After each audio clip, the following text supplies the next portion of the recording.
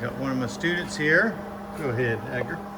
He's welding a patch in his Honda. There's a little rust hole down there. And he's done a beautiful job. I'll tell you what, back up for a second, Edgar. Let me get in there. So you see he's got it perfectly flush. He's done a super nice job. Now we're just filling it's super thin, so you got to tack, tack, tack. And he's done a good job. It may not be pretty right now, but that'll all grind. He's doing a good job. Go for it, Edgar. Okay.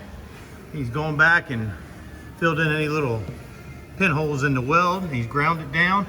Now for the weekend, we're gonna put a little black spray bomb over it just so this doesn't rust. And next week we'll get this thing mudded up and finished.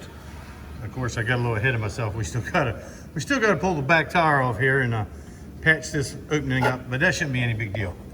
He's done a great job with it.